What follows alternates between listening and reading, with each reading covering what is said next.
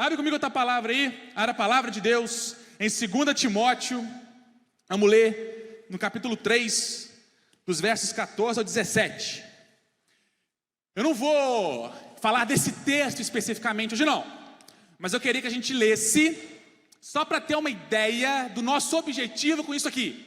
A conferência, o objetivo dela não é simplesmente falar sobre a Escritura, ela tem um objetivo maior, é que a gente possa caminhar no que a gente entende que é a maturidade cristã. E o princípio, um dos princípios da nossa fé é justamente o princípio da Escritura, da Bíblia como a nossa regra de fé e prática. Então, 2 Timóteo 3, 14 diz assim: tu, porém, permanece naquilo que aprendeste, e de que foste inteirado, sabendo de quem o aprendeste, e que desde a infância sabes as sagradas letras, que podem tornar-te sábio para a salvação pela fé em Cristo Jesus. Toda Escritura é inspirada por Deus e também é útil para o ensino, para a repreensão, correção e educação na justiça, a fim de que o homem, aqui está, esse é o nosso objetivo aqui, a fim de que o homem seja perfeito, completo, maduro e perfeitamente habilitado para toda boa obra. Senhor, essa é a nossa oração, nos ensina, fala conosco e que nós possamos sair daqui um pouco mais completos, maduros do que chegamos, para que nós possamos realmente poder dizer que somos cristãos, pequenos cristos enviados, imitadores do teu Filho amado Jesus, em nome de Jesus, amém e amém. Queridos, toda vez que a gente vai fazer alguma análise de um texto, e não só o texto bíblico, qualquer texto antigo, que a gente vai fazer uma análise, a primeira coisa que a gente vai procurar saber é o contexto, ou seja, o que naquele tempo, como as relações daquele tempo se davam, quais eram as regras, as normas, o que acontecia naquele contexto, para que eles pudessem entender da forma que eles entendiam, para que eles pudessem viver da forma que eles viviam. Como é que eles entendiam o casamento, como é que eles entendiam a relação familiar, como é que era o entendimento desse povo. A partir disso, a gente tenta entender como o texto fez sentido para eles naquele tempo. Agora, uma coisa que ela é presente em toda a relação humana, seja hoje, seja antigamente, é um negócio chamado poder.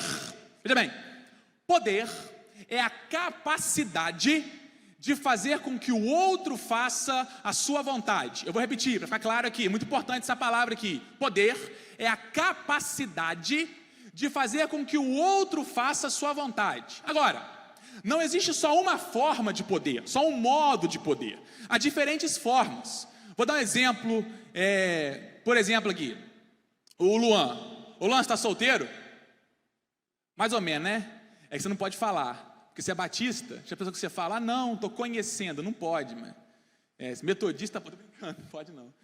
Perdão, irmão, Jesus, estou brincando. Não pode, não pode. Então o Luan está solteiro. Alessandro aqui, ó. Não, vamos pegar o Vinícius aqui, que estava com a mulher ontem aqui. O Vinícius, Alecrim, levanta a mão para o pessoal saber quem é você é. Alecrim, lindo, maravilhoso. Vinícius Alecrim, conheceu a esposa dele, onde? Olha lá, ela estava fazendo dança espontânea na igreja. Não sei se estava, estou só dando exemplo aqui. Por quê? O que aconteceu naquela dança espontânea lá? Ela estava dançando uma música da Aline Barros. Olha lá, me fala uma música da Aline Barros boa aí, que ela estava dançando. Não sei, espontânea. Ninguém sabe nenhuma música da Aline Barros. Não, consagração não dá para dançar espontânea não. Tem que ser uma música que dança espontânea. Consagração não dá para dançar dança espontânea. Ressuscita, aí dá. Remove a minha pedra, essa? Pô, dá muito, essa música dá muito para dança espontânea. Aí ela estava dançando espontânea, aí o Vinícius olhou para ela olhou para o Vinícius e fez um passo espontâneo, seduzindo o Vinícius. Olha só, ela usou um tipo de poder que faz sedução. Sedução é um tipo de poder. É uma forma que você pode usar. Eu falei isso tudo aqui só para falar da sedução. Não teve necessidade nenhuma, mas foi isso. Veja bem, é uma forma de poder. A sedução é uma forma que você faz em que a pessoa faça sua vontade. Outra forma de poder, por exemplo, é a forma econômica, é o poder econômico. Então, por exemplo, eu quero comprar a camisa do Baia. Qual é o nome do senhor, doutor? O Marco. Camisa do Baia, ela é linda. Eu falei, pô, Marcos, eu acho que serve em mim essa camisa aí. Vou te dar R$3,50 nela. A Marco fala, não, R$3,50 eu não vendo. Eu falo, então vou te dar R$300. Ele, pô, 300 eu não vendo. Eu falo, não, vou te dar 500. Eu tenho poder, ou seja, eu tenho capacidade econômica para fazer com que ele faça a minha vontade. Qual é a minha vontade? Ter a camisa. Dando pra gente, tranquilo aqui? Beleza? Eu tenho a camisa. Então eu tenho poder, capacidade para fazer com que ele faça a minha vontade. Vou dar um exemplo aqui para ver se eu ganho um aumento no final da conferência. Essa camisa aqui eu ganhei do Fernando Brandão, meu chefe. Do meu chefe. Você me oferece R$100, eu vendo? Claro que eu não vendo. Quem me deu foi quem? Fernando Brandão, pô, sou bobo. Vou repetir o nome dele 20 vezes, você grava as 20 vezes aí, porque eu preciso no final garantir a escola da minha filha. A escola está muito cara aqui. Ah, não vou vender. Ah, R$300, não vendo. R$500, não vendo. R$1.000. Aí a gente começa a pensar, tem negócio. Olha só, você tem capacidade de fazer com que eu faça a sua vontade. Poder é isso. Sedução. Poder econômico, dinheiro. Outras formas, por exemplo, a força bruta. Ah, o Vinícius chegou assim para Iana, né? Iana? É Iana, né? Nossa, eu que susto, falei, errei, será? Aí o Vinícius, não, é a outra que é Iana, mentira. Iana. Aí chegou assim para Iana, eu quero casar com você. Ela fala, não quero casar com você não. Ele vai dar um soco nela, leva ela para casa e casa. Força bruta, é uma forma de poder.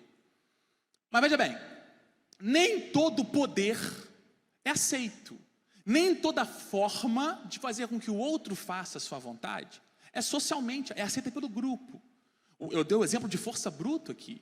A força bruta não é aceita. Se o Vinícius usa a força bruta para fazer com que a Iane case com ele, ele vai chamar a polícia. Prende esse cara, ele não pode usar a força bruta. A força não é um poder legitimado. Ou seja, quando um tipo de poder, um tipo de forma de fazer com que o outro faça a minha vontade, quando esse tipo de poder é aceito pelo grupo, quando esse tipo de poder é aceito pela sociedade que ele está, pelo grupo que ele está, a pessoa que detém esse poder tem autoridade. Logo, a autoridade é o poder legitimado. A autoridade é um poder reconhecido. Quando a pessoa detém um poder que é aceito pelo grupo, essa pessoa ou esta coisa tem autoridade. Vou dar 2 exemplos de autoridade muito usados hoje em dia. A experiência, por exemplo. Uma pessoa vai vir aqui falar para vocês sobre sofrimento.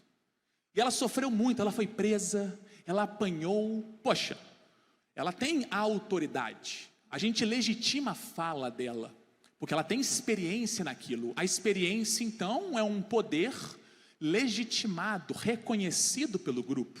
Ou o poder, o título, o diploma, por exemplo.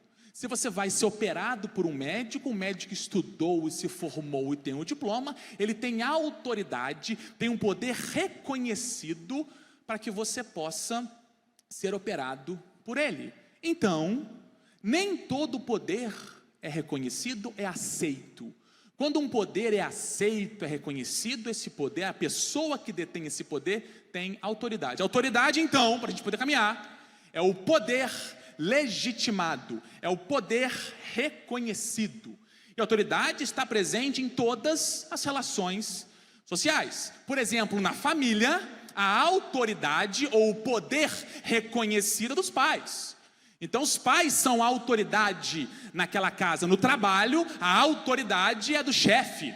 Ele tem o poder reconhecido. Todas as áreas têm a autoridade, inclusive a área religiosa.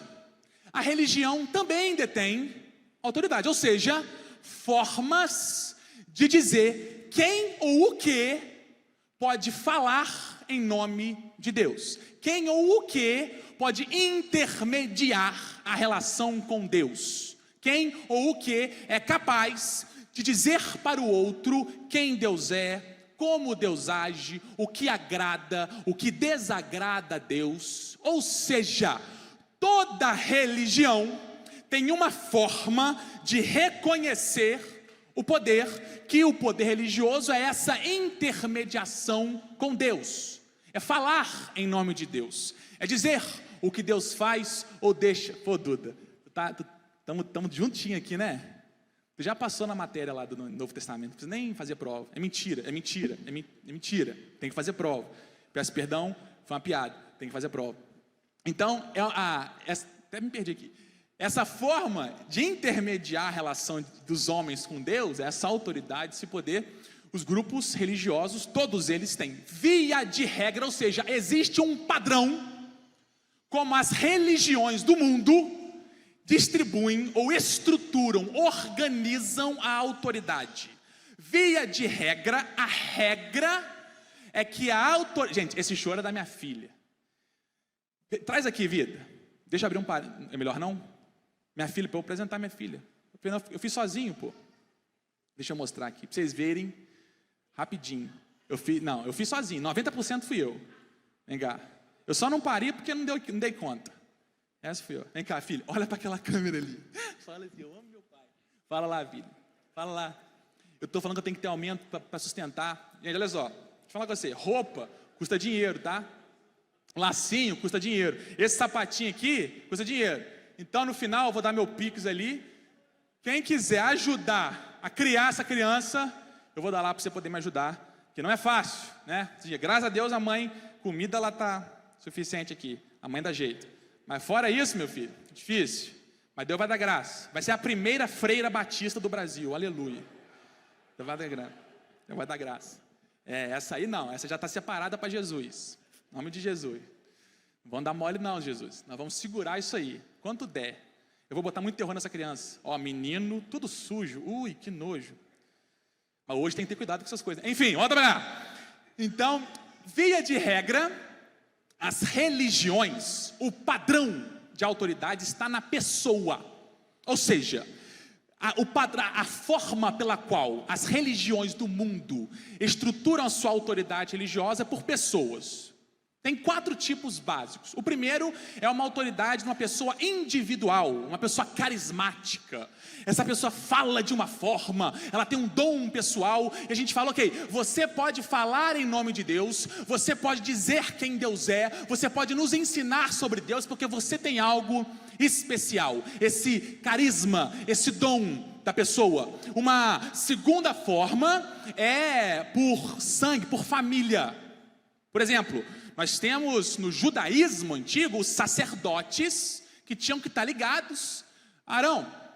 Então, não é qualquer um que pode intermediar, não é qualquer um que pode prestar sacrifício, não é qualquer um que pode fazer culto. Ou você tem que estar ligado a Arão, ou Arão era da tribo de Levi, ou de forma geral, da tribo de Levi, então era ligado a uma família.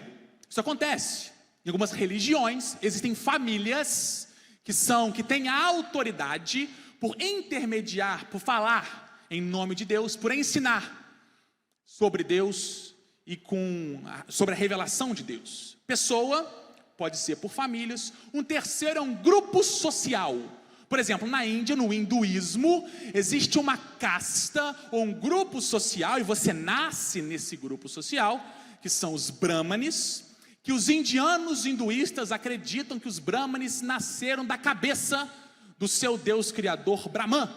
E como eles nasceram da cabeça de Brahman, eles têm autoridade para ensinar sobre Brahman, por intermediar a relação com Brahman.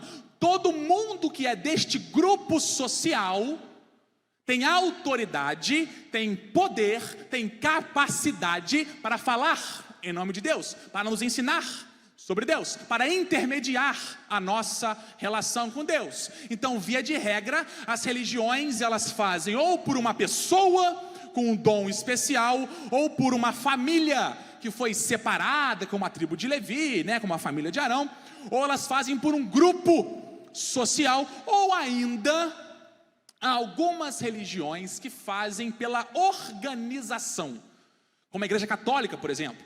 A Igreja Católica é responsável por intermediar a relação dos indivíduos com Deus.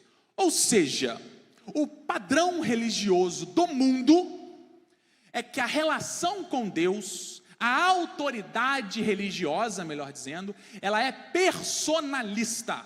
Ou seja, está ligada a pessoas. 90% das religiões do mundo, a autoridade está ligada a pessoas. Até existem livros sagrados. Eu citei o hinduísmo aqui. Tem os Vedas, as verdades do hinduísmo, que são um livro.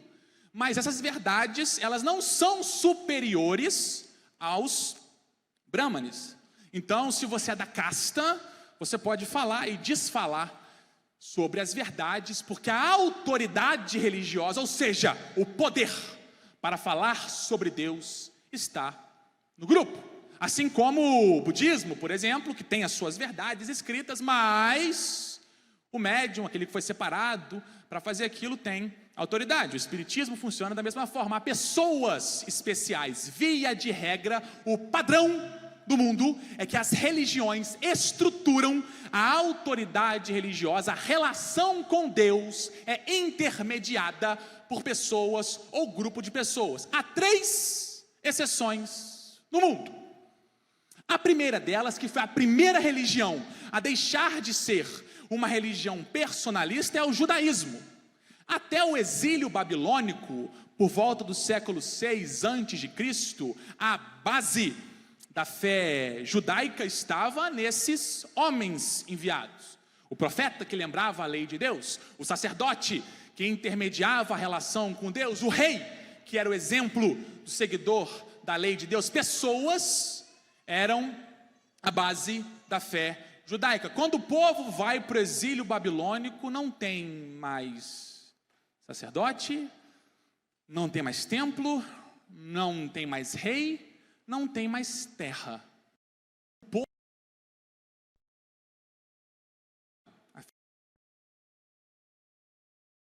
mediavam a tão fraca.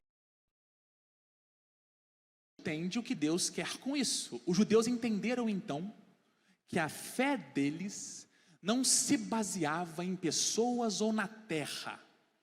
Não era mais personalista. Deus havia dado ao povo um caminho, que em hebraico é a palavra Torá, que também quer dizer lei. Então Deus deu um caminho, uma lei, e se o povo seguisse essa lei, não dependia onde eles estavam. Eles podiam estar na terra de Israel, fora da terra de Israel, na Babilônia, eles podiam ter outro lugar, qualquer lugar do mundo, mas se eles seguissem, eles seriam um povo de Deus, eles se relacionariam com Deus, não por pessoas, mas pelo livro. A primeira religião do livro é então o judaísmo. Mas aí então isso significa que qualquer pessoa pode falar do livro? Não. O judaísmo entende então que é necessário treinar desde pequeno, desde os 12 anos, meninos que se destaquem, que são especiais, e treinar dos 12 aos 30 anos, para que esses possam falar e ensinar do livro. Esses são os mestres. Mas a autoridade do mestre não está nele. A autoridade está no livro. Ele ensina sobre o livro. Ele não pode desfalar o que o livro fala. Ele não pode ir contra o livro. A função do mestre é ensinar sobre o livro. O judaísmo é então a primeira religião do livro. A segunda é o islamismo. Vou passar rápido sobre ela, mas eles entendem que o Corão, o Alcorão, que literalmente significa eu falo, eu escrevo. Você está recitando, eu estou escrevendo, a palavra sumiu. Quando você fala, eu escrevo, eu estou fazendo o quê? Como é que fala? Sumiu. Não é psicografia, não. Você fala, estou escrevendo. Você está falando, estou escrevendo aqui. Recitação. A recitação. Literalmente, o Alcorão significa recitação. E eles entendem que o Alcorão é um conjunto dos 5 profetas que receberam a revelação de Deus: Noé, Abraão, Moisés, Jesus e Maomé. E Maomé recebeu o selo profético. Depois de Maomé, não existe mais revelação. Está no livro. Mas não vou entrar nesse assunto profundamente hoje, não. E a terceira religião do livro é justamente o cristianismo. O cristianismo entende que a autoridade, ou seja, aquilo que nos fala, nos mostra quem Deus é, como nos relacionamos com Ele, está no livro, na Escritura Sagrada, na Palavra de Deus, na Bíblia. E é por isso que na Igreja Batista, por exemplo, você não pode simplesmente acordar um dia e falar: eu quero ser pastor, eu quero falar em nome de Deus. Você precisa passar por um treinamento, por um estudo. Seminário do Sul, pegou a ponte, né?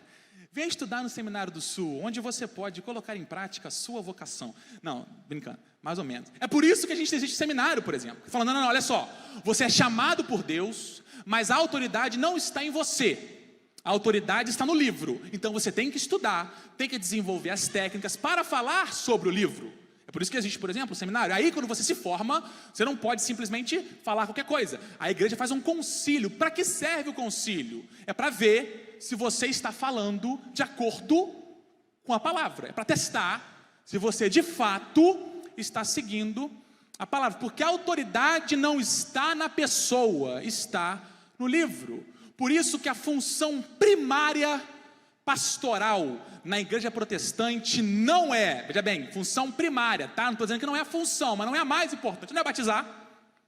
A igreja pode escolher, por exemplo, eu quero batizar meu filho, a igreja votou, tranquilo. Não é da ceia, você é parte da igreja também, mas a função primordial do líder da igreja é ensinar a palavra.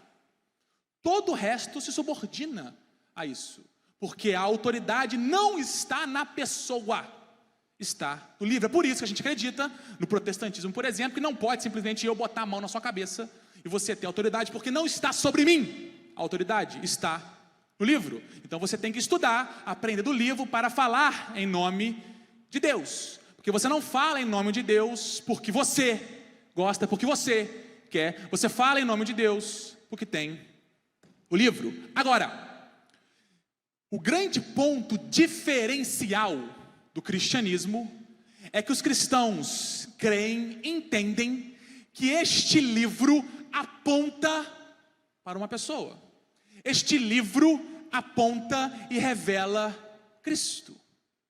O diferencial do cristianismo é que a pergunta-chave da interpretação de qualquer texto é como isso aponta para Cristo. Nenhum texto pode ser lido sem a pergunta-chave, como isso revela Cristo. O fundamento cristão está em entender que em Cristo nós temos a capacidade de entender a revelação de Deus. É por isso que Paulo usa uma palavra muito bonita em Colossenses e Efésios, que é a palavra mistério. Ou seja, está oculto. Você só é capaz de entender plenamente, ou como Paulo fala, ter o pleno conhecimento da verdade, quando você crer em Cristo. Por isso que a Bíblia, ela é acima de tudo um livro de fé. E a palavra fé, em grego, pistis, do verbo pistel, ela vem de um verbo em grego chamado peidó. Desculpa, a quinta série que habita em mim, saúde a quinta série que habita em você. Eu não ia fazer essa piada, era para fazer essa piada. Peço perdão aos irmãos se eu ofendi. Letícia, eu não ia fazer essa piada, foi fora de hora, peço perdão aos irmãos, mas eu não falei explicitamente, quem pegou, pegou, quem não pegou, não pega mais. Vamos lá, pistis fé, ela é a variação de um verbo peidó,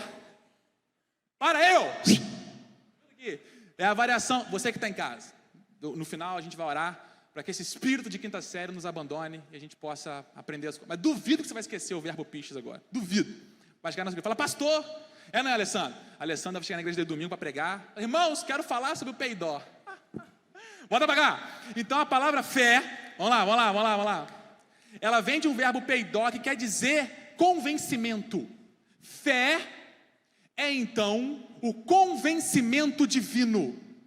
Logo, o que te faz crer que a Bíblia é a palavra de Deus, não é nada sem ser o próprio Deus. Você pode ler a Bíblia como um livro qualquer antigo, mas o que faz com que você tenha os olhos para que a Bíblia seja entendida como a palavra de Deus é o Espírito Santo. Ou seja, a revelação, o convencimento, a fé, ela é um convencimento divino. Por isso que a fé, ela não é irracional, ela é supra-racional.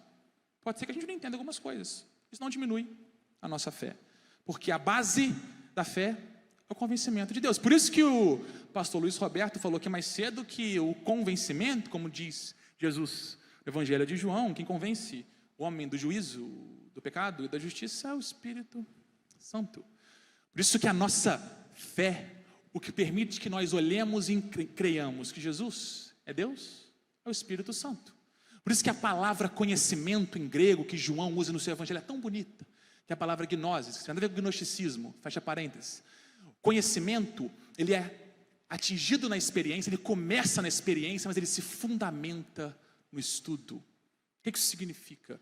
Significa que quem te convence que isso aqui é a palavra de Deus, quem te convence que Jesus é Deus é o Espírito Santo. Agora, o que fundamenta, como você vai basear e você vai estudar para conhecer, para aprofundar, é a palavra de Deus.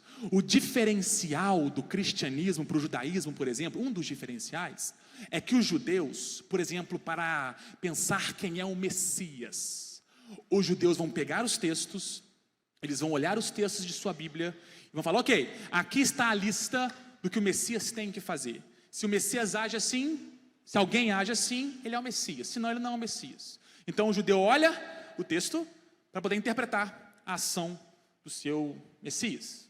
O cristão, ele olha para Jesus para interpretar todo e qualquer texto. O fundamento do texto é apontar para Cristo. Por isso que nós somos cristãos, pequenos cristos. Porque a Bíblia é o livro que nos ensina a parecermos com Cristo, a falarmos como Cristo, a pensarmos como Cristo, a refletirmos Cristo, porque Ele é o fundamento da fé.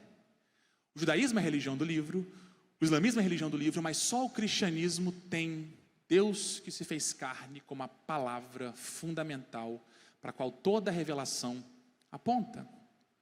Isso significa que a Bíblia não é só a autoridade, mas ela é também suficiente. O que eu quero dizer com suficiente? Não quer dizer que a única coisa onde Deus se revela é em sua palavra. Deus é maior do que a Bíblia. Eu vou repetir para ficar claro. Deus é maior do que a Bíblia. A Bíblia é o que Deus usa para se revelar a nós na capacidade humana de compreendê-lo. Afinal de contas, só um exemplo bobo. Deus não é tempo e espaço. Como é que você pensa fora de tempo e espaço? Não pensa. Agora, o que nós temos de explícito sobre quem Deus é a sua palavra, porque a nós Ele revelou. Isso não significa que Deus não possa usar outras formas de falar com você, de tocar em você. Sei lá, mas Deus faz o que Ele quiser. Você pode estar andando na rua, você tropeça e cai, e você, meu Deus, estou entendendo um negócio diferente aqui. Você pode estar num culto, lá na igreja. Alessandro, qual a sua igreja, Alessandro? É Assembleia não, né? Qual a sua igreja? Faz propaganda aqui. Não é não. Você é batista? Você se converteu?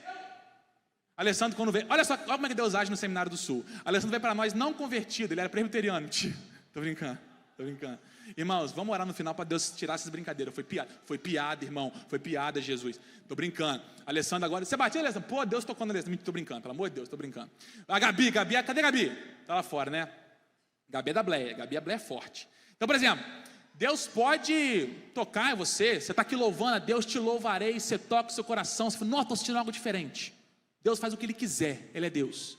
Mas o que nós temos de explícito para falar sobre Deus é a sua revelação. Por isso que nenhuma experiência, nenhum sonho, nenhum anjo, como Paulo fala em Gálatas, é superior à Bíblia. Ou pode de encontro o que a Bíblia fala. Porque o objetivo da palavra de Deus é aquilo que nós temos para explicitamente nos ensinar quem Deus é. Existe uma história judaica que eu vou falar para terminar, porque já são 6 da tarde, que os judeus contam para ensinar o que significa a autoridade e suficiência das Escrituras. Existe um rabino, que é o Rabino Yosef. E o Rabino Yosef estava lá discutindo com 10 rabinos. 9 rabinos, ele era o 10º rabino. E o Rabino Yosef fala assim, não, eu tenho razão no que eu estou falando. E os outros rabinos falam, não, mestre, o que você está falando não tem base nas Escrituras. É uma revelação pessoal, logo, se é uma revelação pessoal, não pode ser usada como verdade. Fala, não, eu tenho razão. E se eu estou falando, se eu tenho razão no que eu estou falando, eu quero que aquela pessoa passando na rua caia, a pessoa, pum, cai morta. E os rabinos falam, nenhuma morte é superior à palavra de Deus. Ele fala, então se estou falando a verdade, eu quero que a pessoa se levante, a pessoa, ressuscita. Eles falam, nenhum milagre é superior à palavra de Deus. Aí ele fala, então se estou falando a verdade, eu quero que nasça do meu lado uma figueira. E nasce uma figueira. Porque a figueira, no judaísmo do 1º século, era o símbolo da autoridade religiosa. É por isso que Jesus manda a figueira secar. Essa autoridade religiosa não está dando fruto, não está dando resultado. Nasce uma figueira. Eles falam, nenhum título religioso é mais importante do que a palavra de Deus. E por fim, ele fala, então, se eu estou falando é verdade, eu quero que abra e venha uma voz de anjo. E um anjo fala, o Rabino Yosef tem razão. E os rabinos falam, nenhum anjo é superior à palavra de Deus. Isso significa que Deus pode te dar dom de fazer milagres. Ele é Deus, Ele faz o que Ele quiser. Ele pode te dar visões, você pode fazer muitas coisas, mas nada disso substitui ou é superior à palavra de Deus. E se alguma coisa dessas está indo contra a revelação da palavra de Deus, não é de Deus. Se algum milagre, se algum anjo, se alguma coisa que você tem contato, se algum milagre diz algo que vai contra a revelação que aponta para Cristo, que a Bíblia Sagrada, não está vindo de Deus. A gente não rejeita milagre, a gente não rejeita as experiências maravilhosas, sobrenaturais com Deus, a gente não rejeita os sonhos, a gente não rejeita nada disso, mas tudo isso está subordinado à palavra de Deus.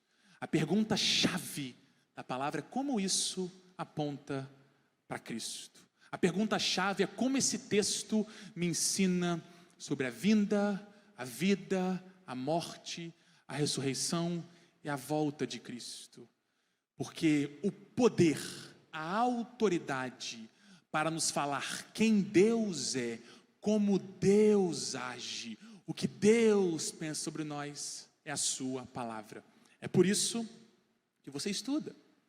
Você estuda porque por mais que você faça coisas maravilhosas sobre a mão de Deus, a autoridade para falar em nome de Deus não está em você, está no livro.